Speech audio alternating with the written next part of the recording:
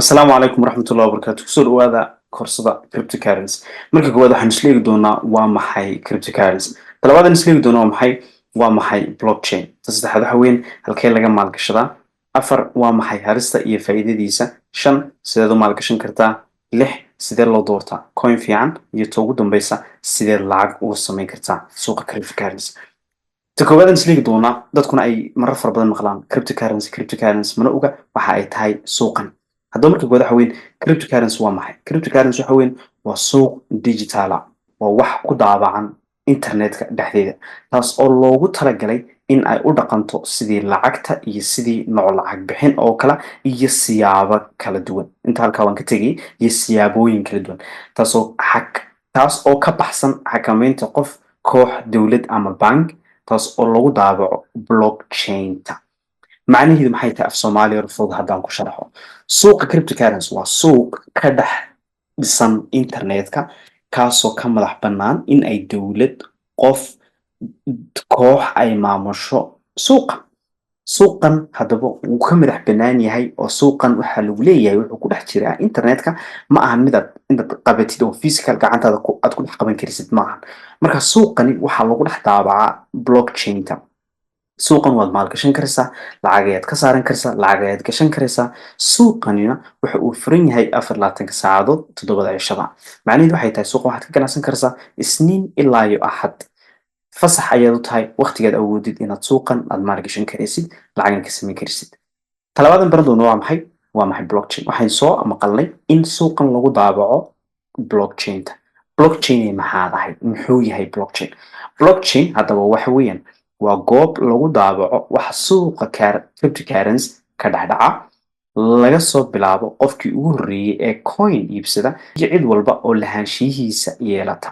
macnaheedu maxay tahay tusaale ahaan bitcoin ayaad maalgashatay bitcointa aad maalgashatay waxaad maalgashatay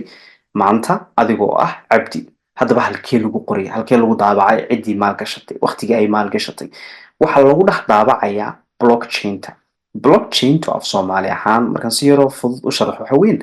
block oo ah book chain oo ah iyadna silsilad macnaheedu waxa weyn qofkii ugu horreeyay oo ahaa cabdi oo maalgashaday bitcoin wuxuu maalgashaday waqtigan wuxuuna u maalgashaday si sare marka waxaa lagu dhex qorayaa meeshan wixii ka dhex dhacay suuqan si dib loo fiiriyo ama dib loogu raaco ciddii maalgashatay coinkan markii ugu horreysay ilaa iyo markii ugu dambeysay ama cid walba oo lahaanshihiisa yeelatay marka si yar fudud blockchain waa buug lagu daabaco suuqan wixii ka dhex dhaca taas oo ah silsilad macnaheedu tahay sida sawirkan oo kale markii ugu horreysay ciddii maalgashatay ilaa iyo maanta halka uu marayo waa lagu dhex qoraya waxaa la odhanaya qofkan iibsaday qofkan kale iibsaday haddaba maxaa yihiin cryptocurrency-da kala duwan ee jira waana muhiim inaad ogaatid wax walbood maalgashanayso waxa uu yahay cryptocurrency noocee weeyaan ta koowaad ay jirta wax weyn ama ay u kala baxdaa cryptocurrency wax weyn payment currency waxaa jira coinan kuwaasoo u shaqeeya sidii lacagta oo kale waxbaa lagu iibsadaa waxaa laga soo saartaa lacag ayaa lagu diraa maxay yihiin kuwaasi sida tusaale ahaan bitcoin oo aynu maqalnay wax lagu iibsan karayo ninkii ku iibsaday biitsaha bitcoinada inta aad ma aqaanay ee maanta xaadirkan taagan lacagta intaa le wuxuu u isticmaalo waxay tahay bitcoin buu ku iibsaday biitsa ama tusaale ahaan qof baa lacag baa bitcoin wax ku diray ama ethereum baa qof wax ku diray marka waxay weeyaan cryptocurrency qaybta koowaad ee u kala baxdo cryptocurrency waxaa jirta kuwo coinan u shaqeeya sidii lacagta oo kale waxbaa lagu iibsadaa waxaana lagaga iibsan karaa toddobada kale haray mid walba toos u geli maayo laakiin waan dul mari doonaa talabaad waxa weyn blockchain economies waxaa jira haddaba coinankaan soo sheegnay sida tusaale ahaan ethereum baa waxay leedahay blockchain u gaara buug u gaaro oo lagu daabaco waxa dhexmara iyada laftarkeeda buugga iyadoo ay leedahay ba waxaad awoodi karaysaa adiga laftarkaagu inaad ku dhex samaysatid wax kale oo ah asset ama product ama service waxbaad adigu ku dhex samaysan karaysaa coin baad ku dhex samaysan karaysaa meeshaas waayo coinkaasi kuma samayn kartid blockchain cusub uma samayn kartid ama buug cusub uma samayn kartid marka buuggii uu qofkani lahaa oo ahayd ethereum baad ku dhex samayn karaysaa coin kale marka qaybta labaad ee cryptocurrency kala baxda waxaa jira coinan lagu dhex sameeyo coinanka kale ee jira blockchainadooda ama buugga ay leeyihiin ta saddexaad jirta wax weyn privacy coins waxaa jirta coinan u shaqeeya in siraha lagu ilaaliyo waxay yihiin adiga ayaa ogaan doona afar waxaa jira stable coins coinan jooga oo fixida qiimaha ay leeyihiin aan dhaqdhaqaaqeen. Coininka ay yihiinna waynu eegi doonaa. 5 waxaa jira sidoo kale utility coins, coinan loogu talagalay in mataqaanaa lagu sameeyo ama ay bixiyaan product ama service, kuwaasoo iyaga laftirkooda lagu dhex dhiso blockchainada kala duwan. Waxaa jira sidoo kale security coins, coin loogu talagalay in ay ilaaliyaan siraha shirkadaha, dowladaha, projectyada, coin noocaas ma jiraan. waxaa jira sidoo kale iyagu waxay ka mid yihiin markaa cryptocurrency. waxaa jira iyaguna waxa la yidhaahdo non-fungible tokens. tokenno waxaa jira tusaale ahaan NFTs oo ahaa waxyaalo aad u caan noqday sanadadii ugu dambeysay, oo ah tusaale ahaan daanyar dad aragtay daanyarka noocana waxa weyn waa NFT, qayb ka mid NFT-ga. marka adiguna waxaad awoodi karaysaa inaad maalgashan karayso sida tusaale ahaan ama cryptada kale ee jirta oo ah non-fungible tokens. ta u dambeysa waxa weyn decentralized finance. waxaa jira tusaale ahaan dad unse lacag inaad u dirtid qof kale, lacagtaas waa inay sii dhex martaa bank. laakiin waxaa jirta inaad awoodi karaysid in cryptocurrency-ga suuqan inaad u isticmaali karaysid in aad wax dirto sidii bangi oo kalena aad ugu isticmaali karaysid. haddaba 8 ayay u kala baxdaa cryptocurrency. aynu sii socono. coinanka ugu caansaneed maqasho laga yaabaa sida bitcoin, ethereum, USDT, BNB waa coinan ka mida cryptocurrency. 8 aynu soo sheegnayna ku kala baahsan. mid walbo doonaysa inaad maalgashito waana ogaataa muxuu yahay. tusaale ahaan haddaynu horteen eegno sectorka ay u kala baxaan ama qaybaha u kala baxdo, tan waxa lagu leeyahay waa currency, waxbaa lagu bixiya, waxbaa lagu iibsadaa, sida lacag u kala shaqeysa. Ethereum waa smart contract platform, waxa weeyaan tii labaad ee ahayd economic blockchain economic. marka inaad ogaatid baa muhiima coinka aad doonaysa inaad maalgashitid muxuu yahay, sectorkeebuu ku jira, halkeebuu cryptocurrency kaga jira. haddaba sideed halkee laga maalgashadaa? waxaad ka maalgashan karaysaa platformyo kala duwan. waxaa jira websiteyo aad ka maalgashan karayso adigu. haddaba platformyada maxay keenin? sida tusaale ahaan Binance baa jira, Coinbase baa jira, waxaa jira crypto.com baa jira iyo kuwa kale, laakiin kuwan ayaa ugu caansan. kuwani maxay kaa rabaan markaad doonaysa inaad maalgashatid? waxa ay kaa rabi doonaan in aad gelisid ID cardkaaga. ID card laga aqoonsan yahay caalamka haddaad haysatid, kuwa dalka lagama aqoonsanin, waxaad gelin karaysaa ID cardkaaga. ama haddaadan taa haysan ama laga aqoonsan dalkaaga, waxaad awoodi karaysaa inaad gelisid baasaboorkaaga. haddaadan taa haysan waxaad gelin karaysaa driver license-kaaga ama sharciga gaari wadista. marka intaa ku weydiiyaan waxay ku weydiin doonaan inay kaa qaadaan sawir selfie, macnaha sharciga iyo wejigan inay isleeyihiin ayaa laga qaadi doonaa. kabacdina ta saddexaad lagaa rabi doono waxa weyn in warqad caddaynaysa meesha aad degan tahay oo adrees kuugu dul qoran yahay ayay kaa rabi doonaan. warqad mataqaana caddaynaysa in qofkan sharciga leh iyo wejigii la sawiray iyo adreeska iyo sharciga iyo wejigan inay isleeyihiin ayaa la rabi doonaa. warqadan marka waxay caddaynaysaa qofkani wuxuu degan yahay meeshan, magaciisuna waa magacan. marka waxay caddaynaysaa warqadani in qofkan uu halkan degan yahay adreeskan. marka waxay doonayaan xaqiijiyaan qofku in meeshaas uu degan yahay. waxaad bixin karaysaa ama warqadahaad gelin karaysaa waxa weyn warqadaad leer ku bixisay, warqadaad biyo ku bixisay, warqadaad bank ka soo saartay, warqada noocaas oo kale ayaa mataqaanaa ku weydiin karayaan. laakiin qasab maahan, waayo platform walba wuxuu leeyahay sharci ka duwan sharciyada kale. marka ogow markaad doonaysid inaad maalgashitid platformkani sharciyadiisu waa maxay. ta afraad aynu baran doono waxa weyn waa maxay halista iyo faa'iidadiisa. cryptocurrency waxay leedahay faa'iidooyin fara badan iyo khasaarooyin fara badan ama halis fara badan. halistiisa inaad ogaatid baa muhiima intaadan maalgashan iyo faa'iidada ay leedahay. halista ay leedahay waa maxay? halista ay leedahay waxa weyn aad ayay u jaan badan tahay suuqan. suuqani waxaa ku jira runtii dad aad u halis badan. suuqan aad ayuu dhaqaaqa, si xawli u dhaqaaqa. waxaa jira video aan sameeyey oo ahayd meme coin la yidhaahdo Dorey. meme coin-kani wuxuu taagnaa saacado ka hor 2 milyan ayuu ahaa market capkiisu. isla 3 saacadood gudahood wuxuu noqday 2 bilyan wax noocaas oo kale. 3 saacadood ka bacdin haddana wuxuu u khasaaray 99% qiimihii suuqaas uu ku fadhiyay. qof ayaa lacag inta uu maal gashaday lacagtiina ka saartay 1.5 milyan ayuu mataqaanaa uu suuqaas uu ka dhex saartay. suuquna lacag fara badan ayaa lagala dhex baxay, ku dhawaad dad fara badanna 500,000 ay lacagtooda halkaas ku khasaareen. marka suuqan halistiisa ayaa aad u badan, aadna uga digtoonow. halista labaad uu yeelan karo suuqa waxa weyn ma lahan dib u raac. tusaale ahaan suuqan bitcoin la dhahdabe, suuqan waxaa la shaaciyey 10 sano ka hor 2013. ku dhawaad 2010 sanaadaan dhahay haddaba suuqan markaad doonaysid dib inaad maalgashid waa inaad eegtaa muxuu sameeyey sanadadii hore shirkadaha marka la maalgashanaya xataa laftarkooda waxaa la fiiriyaa 15 sano ugu dambeysay maxay sameeyeen faa'iido noociyay sameeyeen laakiin suuqan 16 sano keliya 14 sano keliya baynu dib u raaci karana wixii intaa ka dambeeyay ma eegi karano waxaan u baahannahay suuq degan dib u raacna leh dadkuna ay ku kalsoonaan karaan marka suuqani ma lahan dib u raac waxaa jira coinan hadda la sameeyey oo bilooyin jira oo sanada jira coinanka markaa ma ogaan karsid maxay sameeyeen wixii hore u dhac waxay kuu sahlaysaa mustaqbalka inaad go'aan ka qaadatid halista labaad ay yeelan karta wax weyn dowladaha maraykanku aaday uga soo horjeedaan waayo dowladaha maraykanku waxay rabaan waxay control gareynayaan waxay maamulayaan shacab ay maamulayaan lacagtooda ay ogaan kareen meesha ay marayso marka suuqan wuxuu sahlaya in ay dadku madax banaanaadaan bankigii marka waxaa halis iyadana ka dhigaysa waxa weyn maalin walba sharci ay kasoo saaraysaa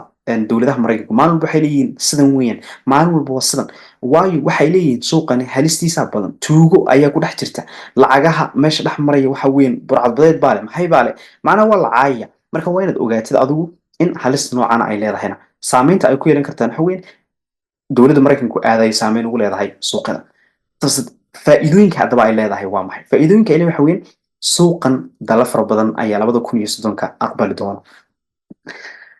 dalalkaasina runtii waxay sahli doonaan mar walba oo aqbalaada suuqyadan ay fududaato waxaa fududaan doonta suuqan in la aamino in suuqan mustaqbal fiican uu yeesho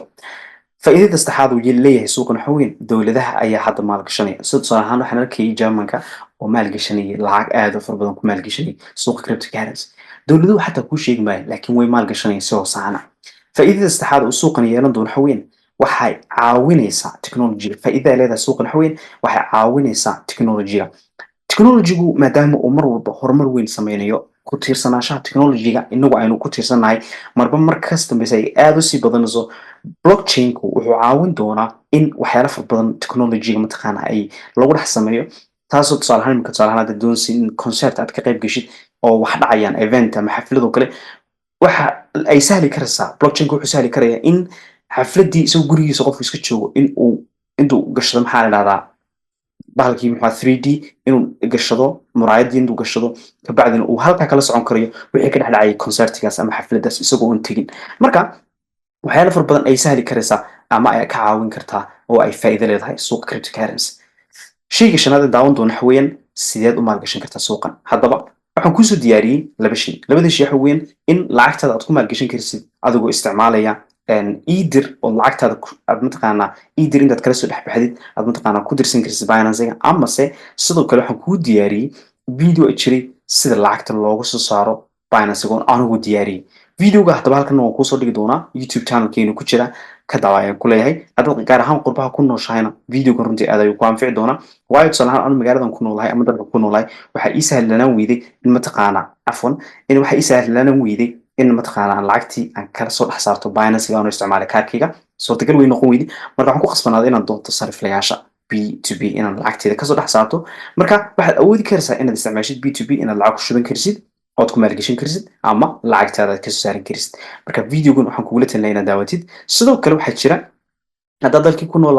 ku nooshahay oo aad awoodi karaysid in mataqaanaa aad ama aadan awoodi karin inaad isticmaashid kaararka anagu isticmaali karno waxaad awoodi karaysaa inaad isticmaashid idir haddaba idir sidee loo isticmaalaa videogan daawo halkan aan kugu soo diyaariyey daawasho wacana السلام عليكم معاميشان كحرن إيدر أمانتو حاينكن فيديو أتبرن تنتين هبكات باينس أودي وندن تنتين إيدر كود هرهم مركا تاغنتا هم بيج كاتاغنتا حضورن دونا واليتس هذا حاجة تاب كوينز كميشي يقول جيران وجي تا شيب USDT ICB أنا كحضورن دونا USDT أنا كسيسو مركا انتابتو حتى دونا ديبوزيت هذا waxaan dooranayaa chain-ka ay ku qoran tahay BNB Smart Chain ama BEP20 waxay geenayaa qaybta address-ka hadda soo koobiyeysanayaa linkiga address-ka ay ku qoran tahay ay xambaarsan xogta igu jirta code-kayga sare waa soo koobiyeystay hadda waxaan ku laabanayaa Ether app password-kayga gelinayaa sign in kadib hadda linkiga soo koobiyeystay aan gelin doonaa meeshan hoose ay ku qoran tahay BEP20 ama USDT paste koobiyanayaa kadib save aan dhahay doonaa insha Allah markaa save geliyay hadda waxaan tagayaa kuniyada oo soo hubinayaa kore hadda waa ku diiwaangashan yahay oo ku guulaysatay inaad Binance ka diiwaangelisid Ether markaad awoodid inaad mataqaanaa idirt ku xiriirisid Binance-gaaga waxaad awoodi kartaa inaad lacag ku shubatid lacag inaad ka soo saarin karsid waan huba oo waxaad dhici karta dadka qaar inay u shaqeyn weydo taasna waa suurtagal marka haddii aad u baahan tahay xog dheeraada runtii inta aan anigu soo helay waa intan haddii aad u baahan tahay xog dheeraada bal dadka agtaada ka dhow ama ku nool dalkii Soomaaliya baraadi qaababka kala duwan ee lacaguhu u dirsadaan haddii aad ku noosho qurbahana waxaa jira YouTube ama video YouTube-ka dad ka raadsan helisid si fudud aad ku heli karsid haddii laakiin aad doonaysid qaabka sariflayaasha loo doorto B2B loo isticmaalo lacagtaada aad ku shuban karso kalena soo saarin karsid qaabka la isaga ilaaliyo sariflayaasha tuugaha videogan ayaan kuu diyaariyey oo mataqaanaa horna aan soo dhigay videogan daawo wuxuuna ku dhex jiraa YouTube-kayga waxaan soo dhigi doonaa description-ka hoose halkan waxaan jeclaystay inaad idinku tuso sida wax loo iibsado ama loo trade gareeyo Binance markaad account ka samaysato waxa uu keeni doonaa halkan laakiin aan weli ma gelin hadda aan rabaa inaan login sameeyo login markaan sameeyo wuxuu weydiin doonaa numberkayga ama emailkayga waxaan ku galaa anigu numberkaygan badanaa geliya oo ku galaa markaa numberkayga markuu meesha isu saaro waxaan leeyahay next markuu numberkayga isu saaro waxaa isku xidhiidhsan taleefankayga wejigayga ayaa ku xidhiidhsan si security ahaan oo kala numberka taleefankayga ayuu mataqaanaa uu leeyahay ku iskaan gareeya waxaasi meesha yaala kabacdina markaan iskaan gareeyo wejigayga ayuu iga qaadi doonaa sawir si uu u xaqiijiyo in anigii ahay waayo taleefankayga face ID-ga ku xidhan iyo Binance-ga face ID-ga ku xidhan waa isku mid marka taasna idinka waxay idiin sahlaysaa in ay idiin noqdo account-kiina secure markaan halkan imaado waxa ugu horreeya in igu doono xaween account-kayga markaan imaado lacagta igu jirta waa mise lacagta igu jirta waa $5 haddaba $5 miyaa wax ku iibsan karayaa se halkii wax laga iibsadaa account-ka markaan saa u imaado wuxuu odhan doonaa inaan wax iibsada ayaan doonayay halkii wax laga iibsan karaya waxaan ka iibsan karayaa buy crypto meesha ku qoran tahay iyo market meesha ku qoran tahay iyo sidoo kale trade meesha ku qoran tahay waxaan jeedaa meesha trade ku qoran tahay waxaad ka iibsan kartaa iyo meesha ku qoran tahay buy haddaba buydan ku horeysiiyo buy haddaan ku dhufto crypto waa meesha ugu fudud eed ka iibsan karayso wuxuu kuu soo bandhigi doonaa inaad toos wax ugu iibsan karayso waxa aad rabto meelo kale isagoo ku gelgelin waana ta ugu fudud halkan wuxuu leeyahay inaan wax iibsadaan rabaa oo ah buy halkanna waxa weeyaan inaan wax iska iibiyaan rabaa laakiin waxaan rabaa inaan wax iibiyo hadda imse ayaan wax ku iibsan karayaa se maxaan ku iibsan karayaa cadadka ugu yar wax ku iibsan karsaa haween $15 ayaa ugu yar oo iibsan karsaa haddii aad rabto USDT haddaan imika rabo tusaalaan coin kalena halkan aan ka dooran karaya tusaalahaan bitcoin ma rabaa inaan iibsado wuxuu leeyahay $5 haddaad ku iibsatid tusaalahaan $5 baa doonaya iibsado waxaad helaysaa buu leeyahay you receive waxaad heli doontaa 0.00025 ayaad heli doontaa haddaba haddaan idhaahdo tusaalaan coin kalaan rabaa halkan umaan ka dooran waxaan rabo ayaan ku dhufan ethereum baan rabaa inaan iibsado wuxuu leeyahay $5 waxaad ku heli kartaa taas ma noqonaysa haddaba wax ka yar $5 waa maya $5 haddaan dhaho waa maya ma ogola haddaba ani $5 baa igu jirtaa account-kayga se waxuu iibsan kareen kaar ayuu iisoo bandhigaya pay with maxaad doonaysa wax ku iibsato maxaad doonaysa wax ku bixiso wuxuu iisoo bandhigayaa optionno kala duwan optionada ugu horreeya waxa weyn kaarkayga inaan ku iibsan karayo pay modes waxa la dhaho visa card oo kala ayaad mataqaana ku iibsan karaysaa sidoo kale waxaad ku iibsan karaysaa Google Pay ayaad ku iibsan karaysaa laakiin dadka badankoodu ma haystaan Viewmore baa ku qoran meesha waxaad ku iibsan karaysaa Wellrun ma garana waxay tahay laakiin sidoo kale waxaad ku iibsan karaysaa B2B B2B-na sida wax looga iibiyo oo sell layskaga siiyo video ayaan kasoo sameeyey videogana description-ka ayaan soo dhigi doonaa sida loo iibsadana isla wadada umaad qaadi karaysaa sidii aan wax u iskaga iibiyey umaad adiguna ku iibsan karaysaa marka waan sharaxay markaasi halkan ku noqon maayo markaas laakiin hadda waxaan doonaya keliya inaan kaarka wax ku iibsado kaarkayga wuxuu leeyahay waxaad ku iibsan karaysaa numberka ugu dambeeyo waa igu jiraaye haddaan imika raba inaan kaar cusub geliyana waxaan odhanaya change oo adigu haddaadan kaar wax u gelin oo kaarkaaga uusan ku jirin waxaad odhanaysaa add ayaad odhanaysaa marka kaar ayaad halkan gelinaysaa add new car marka waxaa muhiima halkan inaad si fiican u dhegeysato in ay kaarka qofka ku qoran lama bedeli karayo waa inay islahaadaan kaarka magaca ku qoran oo adiga ah Iid Maxamed iyo kaarka in ay islahaadaan baa muhiima haddii aysan islahayn ma garanayo anigu inaan ogolaansiin karo laakiin aniga maba bedeli karaya magacayga waana qasab inay islahaadaan magaca qofka ku dul qoran iyo kaarkaad doonayso inaad wax ku iibsato waxaad gelin kaarka cusba iyo number-aantii loo baahnaa kabacdina waxaad leedahay confirm markaa toos ayuu kuugu iibinaya wadada labaad markaad taas soo dhamayso kaarka geliso waxaad leedahay buy ethereum ama buy bitcoin wadada labaad wax ku iibsan kartaa haween trade ayaa tegi kabacdina waxaad oran spot ayaa tegi spot markaad tagto wuxuu ku oranayaa suuqu halka uu taagan yahay ayaan doonayaa inaad ku iibsatid halkan waa lagu trade gareey waad ku trade gareyn karaysaa halkan waxaad samayn karaysaa buy iyo sell ayaad halkan ku samayn karaysaa welibana qofka traderka ah haddaba iminka tusaale ahaan suuqii ayaan joogaa maxaan joogaa iminka waxaan joogaa suuqan bitcoin iyo USDT ayaan rabaa ayaa joogaa macnaha suuqiisii waxaan doonaya inaan coin kale laakiin aan fiiriyo iminka waxaan odhan doonaa laakiin tusaale ahaan ethereum baan rabaa inaan iibsado tusaale ahaan coinan ayaan ku jira halkan marka coinka aad rabto inaad maalgashado waa inaad soo ogaataa halkeebuu ku jiraa websitekeebuu ku jiraa ma wuxuu ku jiraa Binance-ga ma wuxuu ku jiraa Coinbase ku jiraa ma wuxuu ku jiraa crypto.com ku jiraa ma website kale ku jiraa marka waa muhiim inaad soo ogaatid halka uu ku jiro waxaa lagu wada jiray coinan baan ku jirin Coinbase coin ku jira halkan aan ku jirin marka soo ogo meesha ku jiraan waxaan doonayaa laakiin iminka inaan soo doorto tusaale ahaan Ethereum iyo USDT baan doonayaa ama euro tusaale ahaan markaan ku dhufto wuxuu igeyn macnaha graafkii ama suuqii labada shay euro iyo waxaan jeedaa Ethereum iyo euro igeynay haddaba halkan uu socdo suuqa ayaan rabaa inaan buy ka galo halkeeba baa laga galaa hoos baa soo degi wuxuu igu soo dhigayaa meesha ku qoran spot waa meesha mataqaanaa lacagta kuu taala spot mar walba waa lacagta kuu taala aad ku trade gareyn karayso ama meesha wax ka trade gareyn karayso waliba waqti xaadirkan la joogo halkan waxaa yaala saddex option limit waxa weeyaan waxaan doonayaa suuqu marka uu meesha gaadho ayaan suuqa ka geliyaa limit waxa weeyaan meel ayaan rabaa inaan ka galo market waxa weeyaan waxaan doonayaa suuqu halka uu socdo in aan galo stop limit waxa weeyaan suuqu markuu meesha gaadho ayaan rabaa inaan ka baxo saddexda shay waxaan rajeynaa fahmaysaa waaye limit ayaan doonayaa limit mar raba waxaan doonayaa suuqa halka uu socdo inaan galo hadduu socdo halka soo halkaan aan doonayaa waxayga aan ka shubto anigu haddaba wuxuu ii soo dhigay mar walba spot waa lacagta itaale lacagta iigu jirta euro ahaan ayuu iigu soo dhigay intaasaa kugu jirta wiilay haddaba maxaa rabaa waxaan doonayaa anigu inaan ku iibsado $15 $15 oo euro ah ayaan doonaya inaan ku iibsado Ethereum wuxuu leeyahay imka markasa max amount lacagta aad awoodaa waaba inta iigu jirtaa intaaye ma awoodi karo inaan ku iibsado marka maxaan u baahanaya inaan sameeyo inaan wax iibsadaan rabaa marka waa inaan idhaahdaa spotkayga waa inay lacag igu jirtaa haddaysan iigu jirin macnaheedu waxa weeyaan kuma iibsan karayo halkan waxba marka qofkan halka ku trade garanaya waa qof trader qof maahan investor maadaama qofka traderka waxa ugu jirta spotkiisa lacag ay ugu jirta laakiin qofka investorka lacag uma jirta spotkiisa ee hal mar ayuu wax maal gashada marka waxaan rajeynayaa halka traderka uu ka trade garan karayo waa halkan badana qofka traderkii wuxuu u baahan yahay meeshan inuu mar walba uu isha ku hayo oo halkan buy idhaahdo halkan uu sell idhaahdo tusaale waxaan doonayay inaan iska iibiyo halkan ayuu ku qori wixii uu rabay inuu iska iibiyo isagoo halkan soo dooranaya تلحادن كبرن دون كورس ده حوين سيد الله دورتا كوين في عروتي أدبي ممتع كوين مركز دون سيد مالجيش إن أتسكي إيتد كوين كم هذا أفرت الشيء أن أدك قولت إن نسيت الحوين كو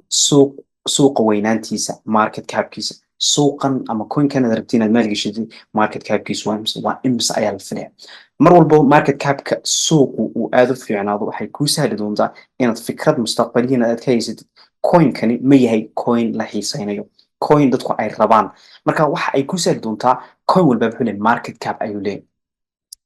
meel ayuu gaari doonaa wuxuu leeyahay waxa lagu leeyahay mugaas ayuu leeyahay suuquna intaas ayuu ku dambeyn doonaa ama uu mataqaanaa leeyahay marka waxa ku sahlanaanaysaa suuqa inaad fikrad ka haysatid mustaqbalka siduu u ekaan doono tan labaad intaan ku tusin tusaalaan ku siin doonaaye waxa weeyaan waxay ku sahlanaan doontaa in kusaanada daytadalkan bitcoin market capkiisu waa imisa waxaad arkaysaa 1.2 waxa weyn waliba and last 7 days waxaad arkaysaa in aad arkaysid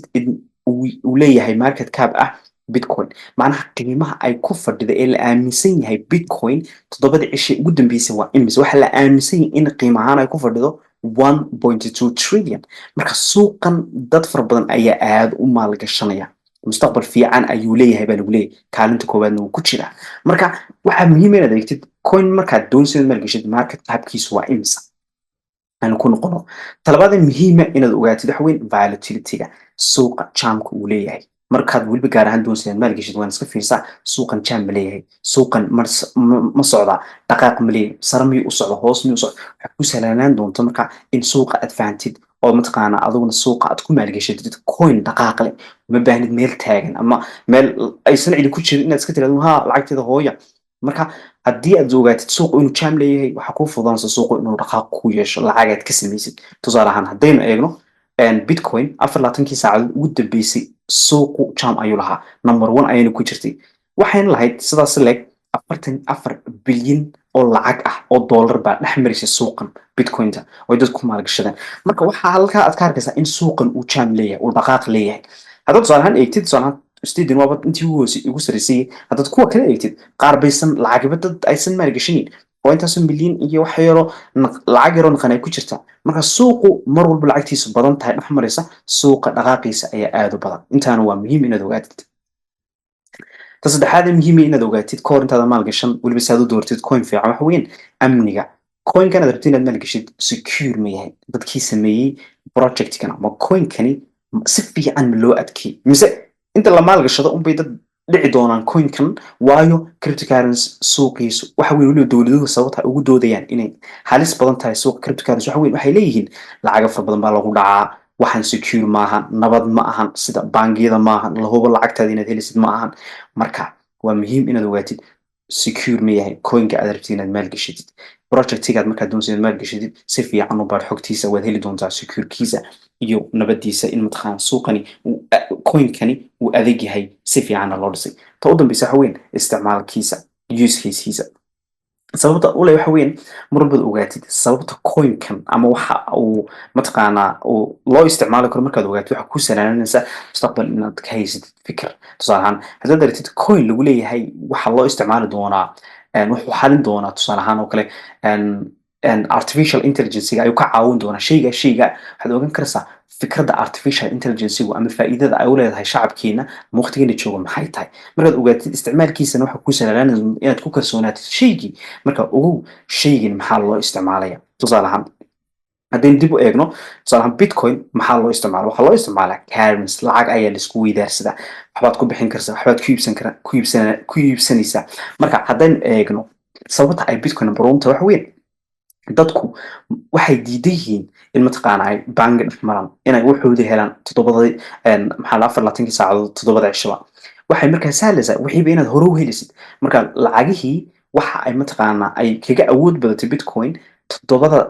cishaba inaad 24 saacadoodba inaad lacagtada heli karisid lacagna aad maalgashan karisid qofna aad u diri karisid marka bangiyadu saas maaha bangiyadu way xidhaan bangiyadu waqtiga ayay leeyihiin ma shaqeeyaan waqti walba markaad ogaatid waxaan waxa uu qabanayo isticmaalkiisa adigana fikrad baad ka haysan doontaa mustaqbalku siduu ekaan karayo marka waa muhiim inaad ogaatid isticmaalka shaygaas toddobaad aynu baran doono koorsada waxa weyn sideed lacag uga samayn karta waa muhiim sida siyaabaha ku saari doona in aad lacag samaysid suuqa cryptocurrency waxa weyn waxaa jira video aan ka sameeyay marka koobaad ka hor intaad maalgashan 40 shay iska fiirin marka coin markaad doonaysid maalgashid waxyaalaha ayaa kaa caawin doona labada ugu muhiimsan ayaan ka soo qaatay laakiin afar ayaa jira runtii muhiimiga laftarkoodu oo weliba aan ku dhex sheegan koorsada dhexdeeda haddii videogaasna waxaan soo dhigi doonaa descriptionka iyadoo laftarkeedu waxay kaa caawin in mataqaana ay aqoon fiicanna kuu sii dhisto koorsadan ay kaa caawiso maalgashiga cryptocurrency in mataqaana aqoon fiican aad u sii yeelatid marka videogana descriptionka ayaan insha allah soo dhigi doonaa labada shay ugu muhiimsan aad u baahan tahay inaad si fiican aad ugu fiirsatid kahor intaada maalgashan si aad lacag fiican ugu samaysid wax weyn inaad ogaatid fundamentalka coinkaad rabtid inaad maalgashid fundamentalka inaad si guud wararka kasoo baxaya coinka inaad ogaatid halka laga hela haddaba wararka kasoo baxaya kow waxaad ka heli kartaa twitterka googleka iyo youtubeka ama websiteyada laftarkooda haddii google ku qorto tiraadid coinkan muxuu yahay seeba ugu muuqdaa seeba loo arkaya waxaa kuu salaalan doonta inaad warar ka heshid shayga keliya kugula talinaya inaad ka daawatid waxa weyn inaad war ka heshid waxa weyn waa tvda dowladuhu leeyihiin ama tvda caanka ha isku dayin channelada ama tvda inaad ka daawatid wararka isku day inaad twitterka googleka youtube inaad meelaha xogaa ka baadhid waayo tvda waa la maamulaa waxayna soo gudbiyaan wax saxa maahan haddaba youtube channel waxaa jira laba youtube channel oo muhiim inaad ku xidhnaatid ka koowaad waxa weyn Converio waxa weyn youtube channel soo gudbiya si welibana maalinla ah waxyaalaha ka dhacaya suuqa cryptocurrency kala waxa weyn Android wuxuu kaa caawin doonaa inaad si guud aad ugu heshid xog ku saabsan suuqa cryptocurrency haddaba fundamentalku waa muhiim inaad ogaatid 90% suuqan wax dhaqaaji waa fundamental suuqa wararka kasoo baxaya shayga labaad ka caawin doona inaad lacag samaysid suuqa waxa weyn technicalka haddaba waa maxay waa suuqa inaad qiimeyn karsid sida uu dhici doono waxaan kula wadaagi doonaa anigu saan u arko suuqa iyo mustaqbalka sida noqon doono waa fikradeeda uun qasab maaha inuu saa ahaado aniguna ma yihi qof ku takhasusay suuqyada mana ihi qof fikradiis laga qaadanayo waa fikradeeda uun intaas intaan u gudagelin sidaas leeg waxaan kugula talin lahaa haddaba suuqa inaad fahantid ood qiimin kartid suuqan maxaa kaa caawin kara waxaa kaa caawin kara ma jiro qof kule cryptocurrency ayaan anu ku takhasusay ku odhanaya technical u gaara ama qaab loo eego suuqa oo u gaara ayaan ku tusi doonaa waxaan kugula talin lahaa inaad soo ogaatid ama aad baratid qof forex ku fiican garanaya qaabka loo analyze gareeyo suuqa forex inaad qaadatid istaraatiijiyadiisa technicalkiisa qaabka uu eega suuqa inaad qaadatid oo u isticmaashid suuqa cryptocurrency haddaad doonaysid inaad ogaatid qaabka technicalka loo barto kuma koobi karo koorsadan runtii waqti badan bay u baahan tahay waa haween iyada laftirkeedu cashar aad u dheer marka waxaan kugula talin lahaa inaad soo ogaatid ood soo baratid ama aad koorse ka qaadatid sida loo technicalka sida loo qiimeeyo suuqa taasna waxay ku saari doontaa suuqa inaad markaa jihada ugu dhaqaaqi doono inaad fahantid haddaba waxaynu tegi doonaa suuqa anigu sidaan u arki doono oon kugula wadaagi doono waxyaala kaa caawin doona mustaqbalkana ee aad maalgashan karaysid halkan waxaan jeclaan lahaa in idinla wadaago qofka raba inuu ka ganacsado cryptocurrency inuu laba siyaabood oo keliya kaga ganacsan karayo dadkuna labadan unbay u kala baxaan waxay u kala baxaan dadku ma investor ba mise waxa weeyaan qofku inuu yahay trader labadan ayaa jira waana muhiim inaad fahantid labadan waxa ay kala yihiin si aad u go-aansatid adigu waxa aad rabto haddaba investorku muxuu yahay cryptocurrency waxaa jira investor qofka investorkee ka ganacsanaya cryptocurrency muxuu yahay investorku waa qof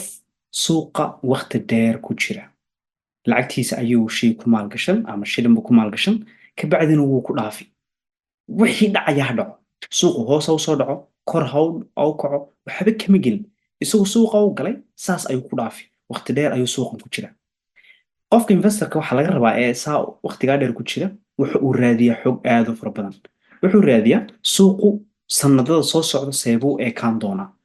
keliya maanta iyo berri wararka ka soo baxay waxba isaga muhiimadiisa mana xiisay waxaas isaga muhiimadiisu waxa weyn suuqu sanadka soo socda mustaqbalka seebuu eekaan doontaa suuqa cryptocurrency qofkan waxaa looga baahan yahay samir badan adigu ma tahay daba qof samir badan qof xog fara badan raadin kara ma tahay qof waqti dheer u samri kara shaygan waqti dheerna sugi kara lacagtiisa kana maqnaan karayso haddii aad tahay suuqa u maalgasho si mustaqbala ha u maalgashan maantii berri waxa dhacaya hoos buu soo dhacday crypto maxay baa hoos waxba kaama gelin suuqa waad gashay sideeda ku dhaaf lacagta aad ku maalgashatay haddaba ku dhaaf haddaba dadku seeba u maalgashaan dadka investorada waxay sameeyaan dadii waxay ku maalgashadaan hal mar bay lacag badan geliyaan amase waxay sameeyaan bil walba mushaarka soo gala ayay automatic ahaan ay ka dhigaan oo akoonkooda ayaa laga jirtaa toosna lacagtooda si waxay ugu dhacdaan cryptocurrency coin gaara ama coin ay ugu talagaleen oo ku maalgashadaan qofku labadaas siyaabood ay ku maalgashan karaan qofku ama si joogtaa buu maalgashan karaa mar walba ama wuxuu ku maalgashan karaa inuu dhahdo hal mar ayaan lacagta wada gashanaya saasna ku diinaya qof labaad baa jira haddaba ka ganacsada suuqan adiguna aad noqon karayso qofkaasna waa qofka la dhahdo trader waa qof suuqan u maalgashada si joogta ah si joogta ah ayuu u maalgashadaa suuqa natiijo wuxuu ka sugaa waqti yaro gaaban ama uu khasaaray ama uu faa'iiday qofkan waxa uu raadiyaa xog aad u yar suuqu seebuu ekaan doonaa isbuucyada soo socda bilaha soo socda iyo sanadkan wax ka badan sanadkan ma eego macnaha nidhaahdo waqti yaro gaaban adigu waxay noqon kartaa bilooyin waxay noqon kartaa ugu badnaan sanad qofkani hore ayuu u qaataa natiijadiisa qofkanna waxaa la dhahdaa badanaa samirka ayaa ku yar aan idhaahdo wuxuu jecel inuu natiijo hore u gaadho ama noloshiisaaban u saamaxayn waxa laga yaabaa inuu mashquul yahay waxa laga yaabaa inuu shaqeeyo waxa laga yaabaa inuu ubad uu leeyahay family qoys uu leeyahay adigu haddaba midkee tahay labadan siyaabood ay dadku uga shaqaystaan suuqa cryptocurrency ma investor baa tahay waxaad doonaysaa lacagtaadana hal mar gashato ood ku dhaafto oo aad sugto sanado mise waxaad tahay qof trader oo maalmo bilooyin ayaad natiijadeeda ku helaysaa ogow haddaba midka aad rabto haddaba shayga koowaad aynu isla eegi doono waxa weeyaan waa bitcoin haddaba anigu sidaan u arko maxay tahay iyo sababta aan u doortay bitcoin sababta aan u doortay waxa weeyaan haddii bitcoin ay sare u kacdo coinanka kale ee ka jira suuqa cryptocurrency iyaguna sare ayay u kici doonaan waayo waa hogaamiyahooda 99% kuma lihi dhammaan way saameyn bay ku yeelata laakiin badanaa way raacaan haddaba suuqa cryptocurrency waxaan eegi doonaa keliya bitcoin kuwa kalena waxaan ku hubaa inay raaci doonaan haddaba shayga koowaad doonay inaan kula wadaago waxa weeyaan suuqa aynu eegno wixii hore u dhacay oo ah 2021 abriil waxaa dhacday suuqu inuu sameeyay higher high meeshii ugu sarreysay uu gaadhay oo ahayd 63 laakiin wuu soo laabtay sababtan kuula wadaagi doono abriil wixii ka dhacay aynu dib u eegin wax weyn mustaqbalka waxaynu ku saadaalin karnaa markaynu eegno wixii hore u dhacay. Abriil hoos ayuu soo dhacay. Suuqu kor wuxuu u baxay markii la gaadhay July 21 wuxuu sameeyey higher high cusub. Suuqu waqtigaas 2021 wuxuu sameeyey higher high hoos buu soo laabtay haddana higher high cusub oo kale ayuu sameeyey. Marka waxaa kuu sahlanaan doonta suuqu hadda muxuu taagan yahay muxuu sameynayaase. haddaynu eegno hadda Abriil maxaa dhacay. adarkas March adarkasa wuxuu sameeyey higher high hoos ayuu soo dhacay ilaa May. markii hoos soo dhacay haddaba maxaa dhacay. Abriil iyada laftirkeedu waa halkan eegayay uni Abriilshii hore wixii dhacay waxaa dhici karta in imikana ay dhacdo. marka suuqa Abriil wuxuu sameeyey sare ayuu taagnaa higher high cusub ayuu sameeyey oo wuxuu gaadhay 73. 73 markuu gaadhay hoos ayuu soo dhacay. hoos dhacani waa goorma waa May. May markii uu soo dhacayna waxa suurtagal ah haddaba eeg halkan waxaanu aragnay in uu May hoos soo dhacay. imikana waa May. May markuu hoos soo dhacay July ayuu sare aaday higher high cusub sameeyey. mustaqbalka imika waxa suurtagal ah inagoo dib u eegin wixii dhacay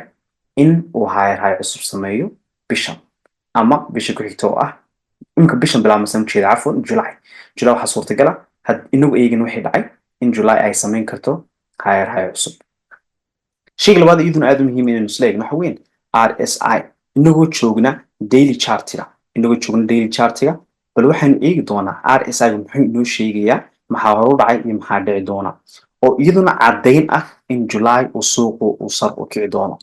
sababtu maxay tahay haddii aynu eegno dailyga chartiga RSI wuxuu qabto balantiyan yar dulmar waxa weyn mar walba oo line-kan maxaa la dhahdaa halkan soddonka uu hoos uga dhaco macnaheedu waxa weyn waxa ku jira sellers fara badan dad aad u iibinaya suuqan oo sell ugu jira ayaa ku jira suuqan. mar walba 70ka uu gaadho oo mataqaana uu sare uga baxan macnaheedu waxa weyn waxa ku jira buyers fara badan ayaa ku jira suuquna mar walba oo labada line dhaafaba waxa suurtagal ah in uu jihada uu dib u soo bedelo tusaale hadduu hoos dhaafo inuu kor soo baxo hadduu sare u dhaafo inuu hoos soo dhaco. marka bal inagoo saa u fahnay sida u shaqeysa RSI maxaa dhacay daily chartiga haddaynu fiirno. haddaynu eegno laga bilaabo 20kii May oo ahayd waqtigan sheegayo hoos ayuu u soo dhacay hoos ayuu gaadhay waxa ku jira sellers fara badan suuqu kor ayuu baxay higher high cusub ayuu sameeyey. halkan mar kale hoos ayuu soo dhaafay waxay ahayd 21kii January 2022 hoos ayuu soo dhaafay sare ayuu baxay. halkan kale waxay ahayd May 22kii hoos ayuu soo baxay sare ayuu kacay. halkan markaynu soo gaadhno June 22keedii hoos ayuu soo baxay kor ayuu aaday. halkan oo ah iyaduna November 22keedii 2022kii hoos ayuu soo dhacay ama hoos ayuu soo gaadhay sare ayuu baxay. halkan markaynu soo gaadhno August 2023kii hoos ayuu soo baxay sare ayuu baxay. imika ayaynu haddana soo gaadhay macnaheedu waxa weeyaan imika waxa suurtagal ah in suuquna sare u bixi doono inagoo eegana wixii hore u dhacay. markaynu intaa ka nimaadno ta saddexaad waxa weyn technical analyse-ka intaynu dul tagno ayaynu eegi doonaa maxaa suuqa suurtagala baynu eegi doonaa inagoo oo qiimeynayno suuqa haddii aynu eegno hadda halkan waxaa ka dhacaya muxuu yahay. intaas waxay ahayd siyaabaha aynu eegi karno wixii hore u dhacay mustaqbalkan aynu ku qiimeyn karno. intaa marka laga imaado suuqa haddaynu eegno in analyze garayno inagoo eegna keli bitcoin aynu filanana bitcoin waxa ka dhacay in waxyaalaha kale ka dhici doono. halkan waxaanu ku aragnaa waxaa la yidhaahdo accommodation is ururinta in suuqu uu sare u bixi karayo waa suurtagal laga yaabaa isaga laftarkiisu inuu noqdo distribution. sababtu maxay tahay sababtu waxa weyn distribution accommodation haddaan fahansanayn waxa weeyaan waxa ku jirta strategy la yidhaahdo Wyckoff ama ninka la yidhaahdo Richard Wyckoff ninkii sameeyey systemka ama strategy la yidhaahdo smart money-ga ama maxaa la smart concept la yidhaahdo. wuxuu yidhi waxaa jirta accommodation waqti ay ugu talagalaan suuqa dadkan maamulayay ama dadka lacagaha fara badan inay dadka isugu ururiyaan ka bacdan suuqa dhanka ay rabaan maahane dhanka ay dadku u malaynayaan maahane dhanka kale inuu dhaqaaqo. sidaas leegna waxay sameeyaan distribution waxa la yidhaahdo oo ah suuqa intay ururiyaan ay mataqaanaa ay ku ururinayaan inay suuqu ay u malaynayaan dadku inay buy u aadi doono laakiin sell ay u dhaqaaqaa. marka imika halkan haddaan fiirino waxaanu arkanaa in halkan ay noqotay meeshii ugu sarreysay uu suuqu gaadho laakiin markaad hoos usoo dhaqaaqdo ma arkaysid meel oo mataqaanaa oo ah lower low ama higher higher laakiin suuqa uu ku yari jiro uun wax u eg inay meel uu taagay laakiin waxaa laga yaabaa inay noqon karso distribution sababtu maxay tahay haddaynu eegno suuqa halkan wuxuu sameeyey higher low markuu higher low hadda sameeyey higher low ma samayn higher higherna ma samayn higher low mu sameeyey higher higher mu sameeyey wax uu sameeyeyna malaha halkan ayuu ku dhex laalaabanaya marka waxa suurtagala maadaama uu suuqani halkan uusan sare uga bixin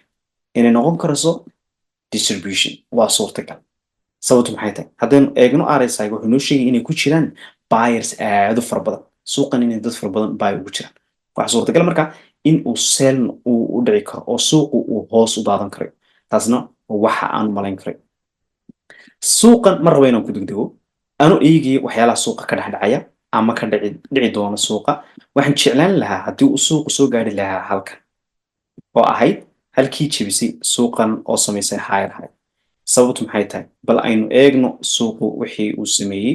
maxaa la allahu mustacaan haddaynu eegno suuqan ciddii jebisay ama meeshii sababtay inuu suuqu jabado halkan ayay ahayd inagu eegina wixii hore u dhahay marka waxaan jeclaan lahaa anigu haddii uu soo gaari lahaa halkan oo tan ii noqoto distribution waxay aad u fiicnaan lahayd waxay noqon lahayd meel ku habboonan lahayd inaynu buy u galno ama laga iibsan karayo laguna maalgashan karayo bitcoin laakiin allahu yaclam suuqu sida uu samayn doono anuu eegaya sellers fara badan ayaa ku jira suuquna mataqaana uu mar walba kasoo horjeedka uu sameeyo waxaa dadka badankoodu ay samaynayaan haddaynu eegno halkan sellers fara badan baa ku jiri suuqu hoos ayuu soo daatay maadaama macnaheedu tahay sellers fara badan baa ku jiray halkan way ku jireen aad ayuu soo daatay weliba si xawli waan xasuustaa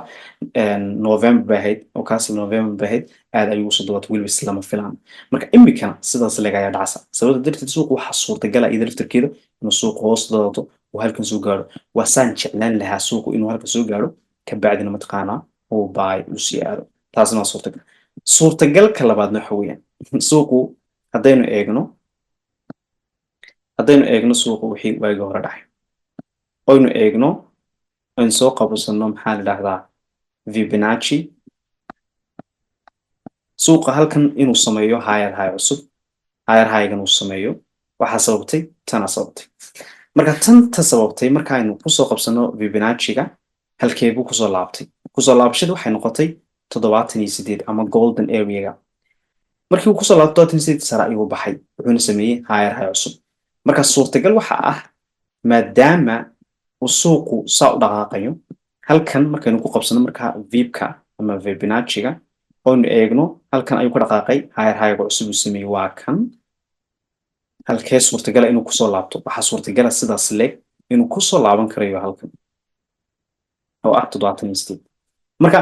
wasiyaabahan u arkayo laga yaabaa halkan uu soo gaari karaa halkan uu soo gaari karaa